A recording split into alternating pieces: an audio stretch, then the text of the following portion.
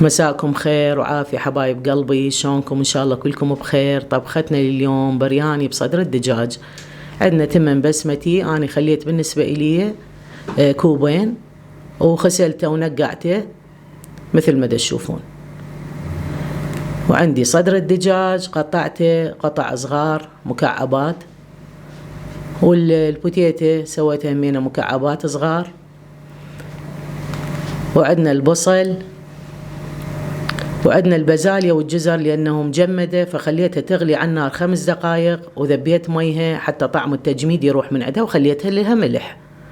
هنا عندنا الكشمش أو الزبيب، بعض أخواننا العرب يسموه الزبيب، نقعته شوية حتى لا يكون ناشف. وعندي اللوز، فراح نستخدم اللوز والكشمش أو الزبيب للتزيين. عندي شعرية، وعندي البهارات مثل ما تشوفون وياي. عندنا الهيل والسبع بهارات والزنجبيل والدارسين أو القرفة، باودر الماجي، وعندي نومي البصرة مطحونة اللي هي هاي جبتها حتى أوضح لكم. أكو ناس ما يعرفون شنو النومي البصرة بالذات إخواننا العرب. والملح. حطينا هسه زيت على النار ونزلنا البصل، راح نقلبه شوية لحد ما يبدي يحمس. حمس عندنا البصل، راح أنزل التمن اللي خاسلته ومنقعته على البصل ونقلبه شوية مثل ما تشوفون حبايبي.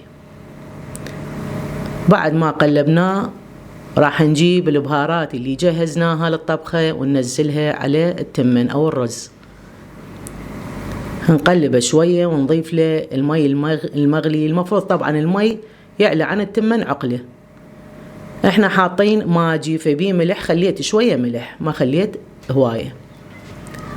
عفنا التمن على النار وجينا نسوي الحشوة اللي هي البوتيتة. أول شي نزلناها حتى نقليها كل دقيقتين، تقلبوها شوية على مود حتى تاخذ التحميرة من كل الجهات مثل ما تشوفون حبايبي.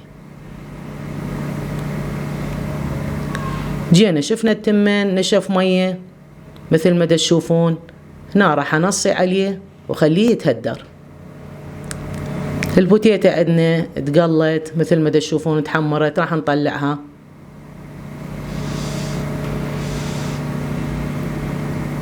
راح نضيف البازاليا والجزر اللي سلقناهم قبلها، يعني يادوب دقيقتين 3 تقليبتين 3 ونطلعها.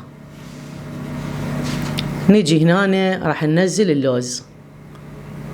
اللوز بس تقلبوه تقريبا ياخذ اللون الأشقر، راح ننزل عليه الكشمش أو الزبيب اللي احنا كنا منقعيه قبلها. نقلبهم شوية سوية لحد ما يكمل تحميرة اللوز والكشمش. هنا مثل ما تشوفون شلون نفش نفسه، ونطلعهم. هذا حتى نزين بيه بالأخير، نزين الطبق مالتنا. الشعرية ذبيناها هنا على النار، همينا طبعا لازم نحمرها مثل ما تشوفون. أخذت اللون كلش حلو الذهبي. ضفنا لها المي المغلي.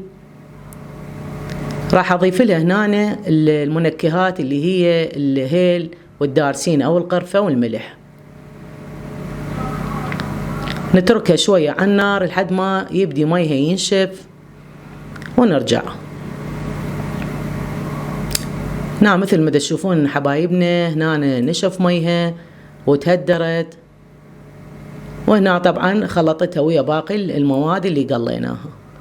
هسه نجي نحضر الصدر الدجاج. أول شي نضيف بصل مقطع ناعم. والسر هنا حبايبي شوفوا لي عندي مقطعة كلش ناعم مقدار ملعقة أكل، نزلتها على البصل. هاي تعطي نكهة كلش طيبة ويا صدر الدجاج وتنطي طراوة بنفس الوقت. فحبايبي انتو تشوفون أنا طبخاتي تختلف عن الباقيين، لأنه أنا أضيف لكم فد لمسات كلش حلوة وشغلات يعني تعطي فعلا نكهة وطعم للأكل. هنا قلبنا، وهم كل شوية نيجي نقلبه لحد ما نشوفه أنه بدأ يحمس. خليت له طبعا ملح. وهنا أنا راح أجي أضيف البهارات. بعد ما ضفنا المي هسه نضيف له البهارات.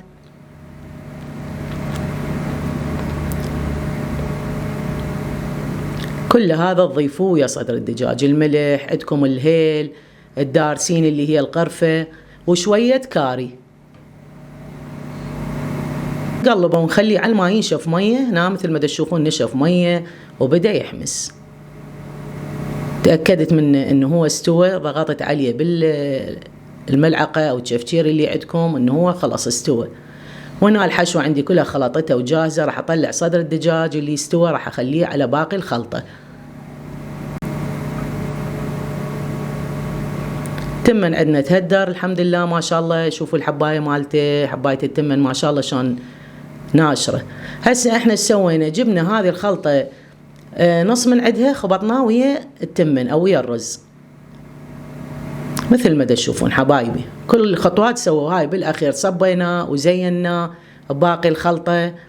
وراح يعجبكم، جربوه، واذا عجبكم لا تنسونا باللايك وبالاشتراك وشاركوا هذا الفيديو ويا حبايبكم.